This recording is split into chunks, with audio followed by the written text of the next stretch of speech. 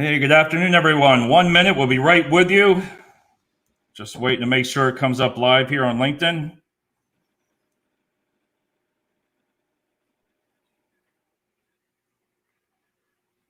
One more minute. LinkedIn just takes that extra 2 minutes to come up on here. Here we go. Let's see. Come on. All right. Results staffing's live. And one more. All right. Here we go. Here on LinkedIn.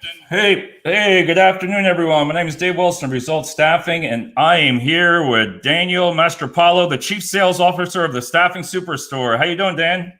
I'm good. How are you? Good. North Carolina, huh? Oh, yeah. Oh, Beautiful wow. down here right now. Yeah. What's it like over there, temperature and all that? What's going on over there? It's beautiful. We got, mid 70s, just gorgeous. typically my day on a golf course, but I'm taking it in today. I can imagine. Hey, Dan, let's just get right to it in the beginning here. Can you tell me what you do? Sure. Yeah, absolutely. So I'm our chief sales officer for a company called the Staffing Superstore. We're actually the largest provider A to Z for hire to fire for the staffing industry. We take care of about 80 different staffing firms, about 1,000 locations across the U.S. And between me and my business partners, all of us are ex-executives, came out of major firms. I came out of a top three major firm as a VP. A couple of my other came out of day labor, and then we've had a couple others from independents. But collectively, we have about 70 plus years combined in the staffing industry. Originally, we started as an e-commerce company just to really provide people PPE, promotional items, drug tests, background checks, all the essentials of what company needs or staffing firms need to kind of go round. And then just over the last 6 to 8 months, we kind of expanded those services into full service payroll, PEO. We're one of the only PEOs on the market that can actually write startup staffing and just staffing as a whole. So, that's really been our niche, but our main goal is really just to give the tools and resources to the independents so that they can compete against the major firms. Against the majors. So what do you see? Do you see an increase right now in the industry, Dan, for yourself, or what do you foresee going on? Yeah, well, I think if you asked me that question, 90 days ago, I would have probably told you a different answer. But as it sits today, yeah, no, we definitely have grown, exponentially over the last year and a half. We see more and more startups coming into the market, right? Which, depending on the territory, is either good or bad for the industry, depending on who the owner is. But Right. the biggest thing is these last 90 days, I think, are going to really set the pace for what we expect to see over the next several years to come. We're seeing a lot of companies starting to close locations, moving to that remote workforce, and really just starting to understand the power of running a lean organization, right? And ultimately, I think if that trend stays, right, like that has the potential to really just change our landscape of the industry for years to come. So it would definitely be interesting to see once we get this new normal that we keep hearing, what that's going to mean for our industry. So. That's what I mean. What talking to you and meeting you is I really enjoyed is because being with myself, as I understand it, that one stop, like when I was learning about, how the payrolling, the pay funding, the drug test, the protective equipment, back office solutions, invoicing, promotional, to me, listen, a lot of people don't understand what that is, because I have to do all the sales. I have to do all the promotions, finding the people, knowing that I have a company like yourself behind.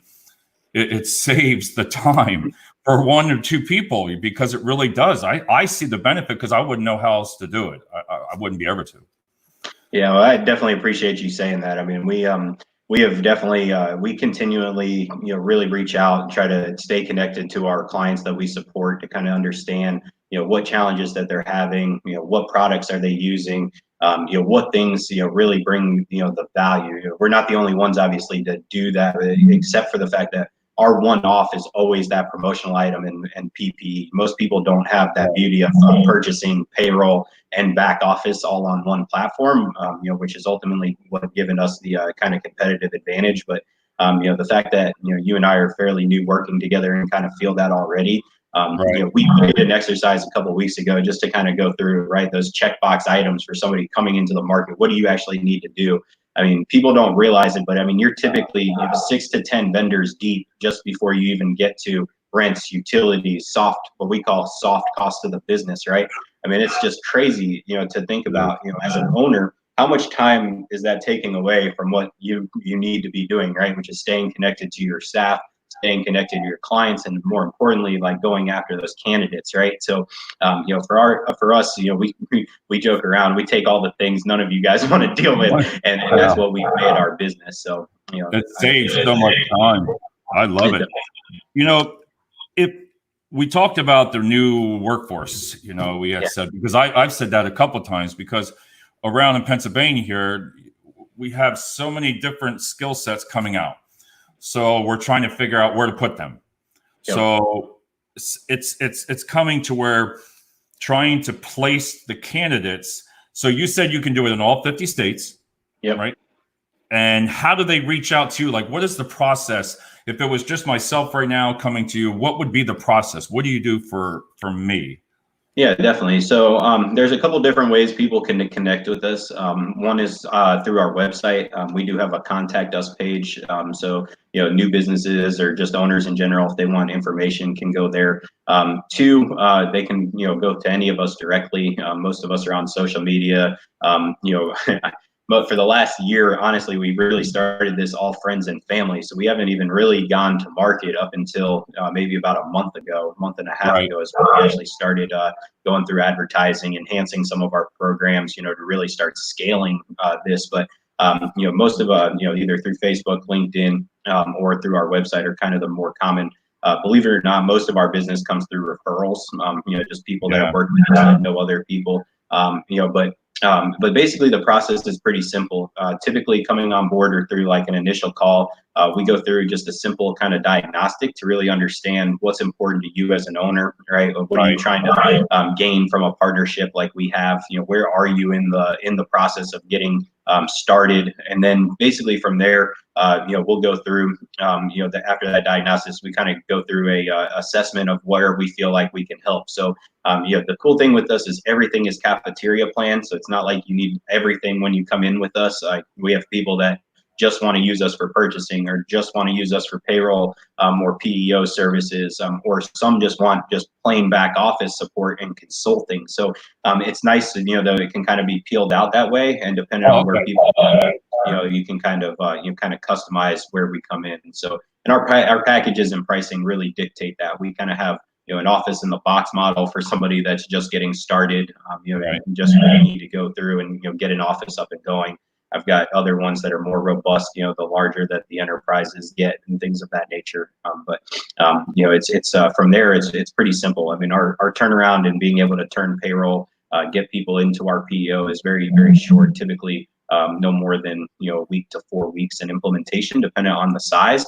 But we are super, super hands-on in that implementation phase, to really just, kind of handhold the business owner, the consultants, to make sure that they learn what's accessible, what they can reach out to, and know that we're there to help. Yeah, well, you gave it to me fast. I got that spreadsheet, everything broken down, and that was fast. And it opens your eyes. Go ahead, sorry. Yeah, no, I think definitely one of the things that's making us stand out in the market right now is just the fact that all of us have that staffing knowledge, right? It's not normal that you call an ADP, a Paychex, any of the payroll PEO companies in the market, and that they have like dedicated staffing professionals. That's honestly what's making us stand out and kind of start, I'll use the word, dominating our space.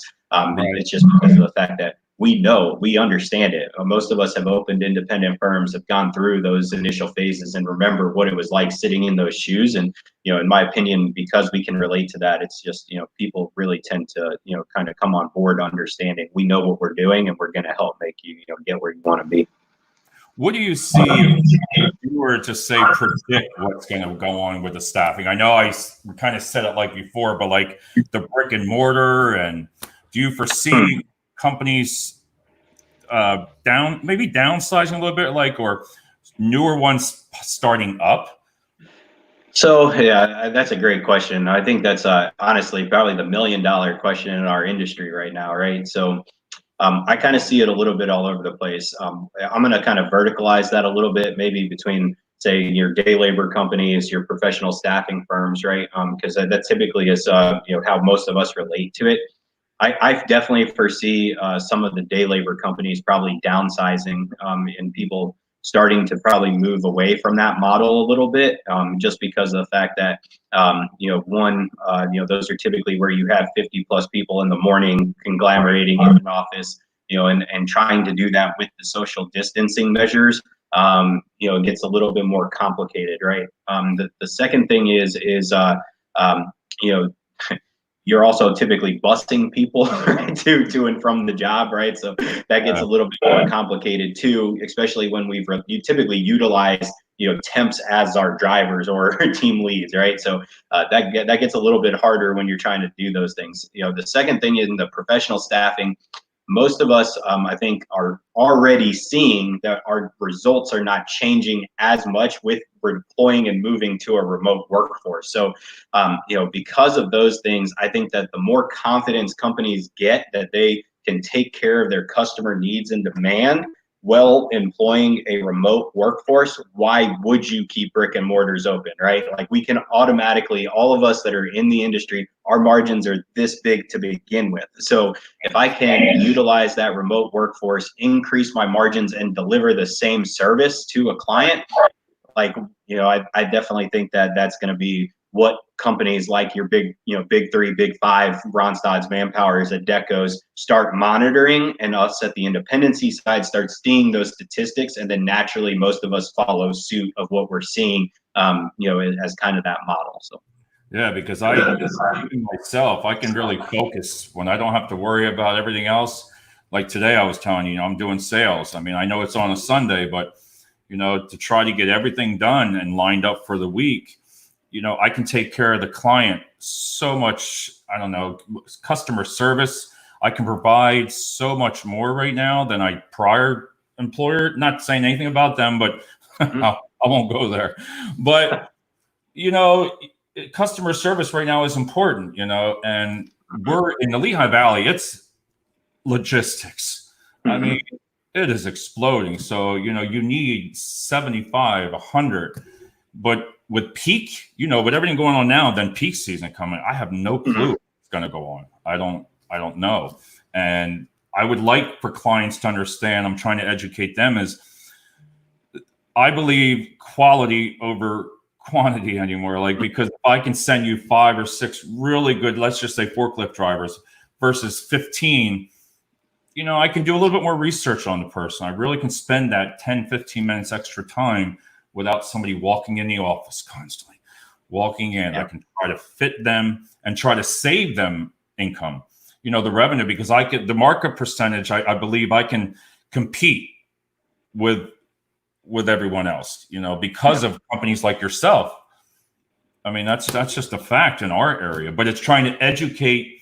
Like you said, we don't know what the new norm is. I need to educate them of what you can do for us. Yeah. No, definitely. And I do think that those larger on-sites are going to be, probably one of the things that are going to be the most complicated for us as we, start to get into this peak. I think the bigger things that I see, staying on trend, right, is, everybody for the most part is going to start implementing some type of, COVID health assessment as part of an onboarding process, right? You're going to, start seeing an uptick in PPE. And what for me is really going to kind of dictate the pace is typically for us on the staffing company side, right, that's a co-owned kind of piece, right? It's we look at our clients to supply that because ultimately it's their facility, their rules that we're typically abiding by. And then even still, I mean, we've already kind of said it. You see in these larger warehouses that are still operating right now, you've got these traffic flows of how people go in and out of aisles. Like it used to be more forklift driven, right? That you just stand behind the line and make sure that you stay out of the way and things of that nature. But I mean, that is going to be the regular workflow from now on, and trying to make sure that everybody's keeping that safe distance away.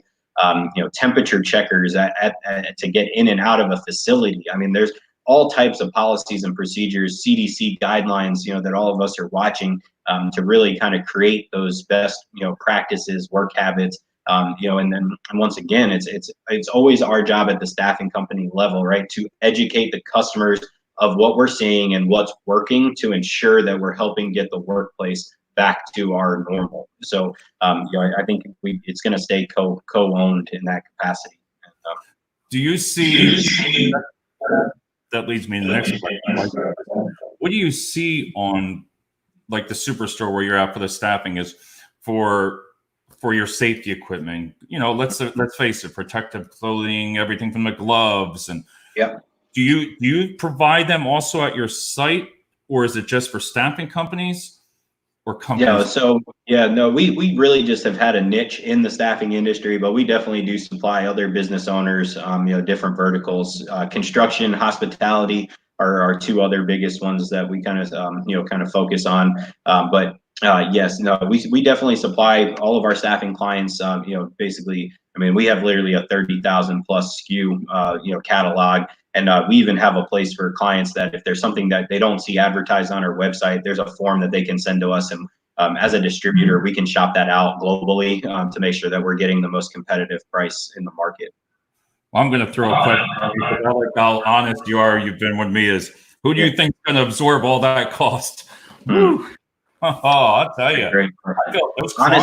Honestly, I see a lot of staffing companies probably starting to build that in and making the candidate bear some of that if they can't get it from the client. I think for most of us in light industrial, right, it's always been, like we can mandate the candidate for steel-toed shoes, but then we look to the client kind of to provide everything else. Day labor is a little bit different than that. Day labor statistically typically provides vest, hard hat, gloves, glasses, for most of their construction labor. But even with that, I see kind of consistently they have, PPE slips, and if you're staying on assignment, say 2 weeks, then okay, we'll cover the cost. But if you're leaving or banding a job or something like that, it's being deducted from either a first or last check. And I just see a lot of, especially in the independency side, it's going to be impossible to bear that cost and then also try to get pushed under a 40 or 42% market. It just doesn't work, so there's definitely going to be some push pull, but I think ultimately the candidate unfortunately bears some of that in the near future. That's what I'm trying to think of. If I look at all logistic companies, and I can imagine what they're even thinking. That was not put in budgets. All of this wasn't. I mean, right now, is it harder for a company like yourself to find gloves, to find the personal protection equipment? Do you see that? I mean, right now everybody has them all of a sudden, but how do you figure that out? So definitely, I mean, our biggest hiccup or hardest thing to find right now is the N95 respirator equipment. Unfortunately, a lot of people have gone to either making them themselves or going to surgical type stuff like that. But for the industries that really truly need to withhold the standards of that equipment, it is hard. The easiest place to go, right, was to go to China and start going to KN95s that meet similar requirements. But even with that, over the last 2 weeks, it's been impossible to get some of that through our borders, and people are just kind of sending out bogus equipment. So that's been really, really challenging. We haven't had too many issues with gloves, other precautionary measures, things of that nature. But it's been really those masks that have been probably the most hardest for us to find or get. But it's been really cool and exciting too to see other companies that have gone to those methods of creating them themselves, and really just trying to do what's right by protecting their employee. I couldn't even imagine. Let me see. I think I covered. I'm up to our 15-minute part. Let's see what we do. I think I have it. Your prediction. I like how, Dan, you're a straight shooter. That's what I like about you. It's not that I don't trust people, but man, you've been so honest with me. It's like, okay, it reminds me of myself. I mean, right now, and that we talked about it is trust right now, because I know everybody doesn't like to do videos and sales, but when you see people talking on LinkedIn interviews like this, I think you can get to know the person. Is he a straight shooter? Is he just telling you something that you want to hear? And we've talked about that. You've come straight to me and said, this is what it is. Yeah, I definitely don't have a gray area. I've been very fortunate to be a very successful sales leader, not just here, but multiple places in my life. I started super young, and been an executive since I was about 21 years old. And the Right. biggest thing I just say is, I'm never afraid to tell the truth or share kind of what people consider secrets, right? Like at the end of the day, I know myself, and I outwork 95% of the people that I compete with, and most of us, that have gotten to the level that we are, will bet against ourselves versus anybody else, 9 times over. So, I appreciate you picking up on that, but the reality is we have a passion. I have a passion for helping independent owners, and ultimately, lying and leading them down a path that's not going to generate the result, right, does nothing for me or my brand, or the company. So, at the end of the day, this is who we are as people. We're here to help. We really have a passion for helping, independent owners, basically be really successful. And, that's the whole premise behind our business. So it's, to give you guys resources. So I really appreciate you saying that, though. Yeah, no, I really appreciate your time and look forward to learning more with you and working with you. And like I was always tell people, this is what I like about with LinkedIn Live or anything. I should say, from everything that's happened, just meeting so many different people like yourself, and I get to learn so many things from you. And then the other day, Rich, and I like to be able to talk to people in staffing because we all have something in common. And you said it right, was if I don't make money, if I'm not successful, then you're not. I mean, Exactly. it comes down to that. So you really need to, that's what I like about that is you got to provide the customer service to us. Plus, in a way, it's the client also. I mean, so you said it before to me, what I liked is you visit the clients as much as you can also, you know. Yeah, I lived my life by a saying that I got told very early on. It's just stuck with me, right? It's like opportunities don't go away, they go to other people, right? So I work every single day to make sure that my opportunity doesn't leave, and I encourage others to do the same, right? We all have the same amount of hours in the day, same number of days in the week. It's what you do at that time, right? So, when you leave with that servant mentality, right? I've just watched it over and over and over again, right? What you give, right, you get back. So, for us, that's really the motto behind everything that we do. That's it. All right. I want to thank everybody. And Dan, thank you so much. And everybody, if this will be shared, and Dan's information, email right on the bottom there, you can get a hold of him. And I appreciate your time, sir. Hey, no problem, man. You have a great rest of your weekend. I appreciate you having me on today. Yes. All right. Stay right there. We're going to end it. We always want to make sure. I've seen some different things at the end.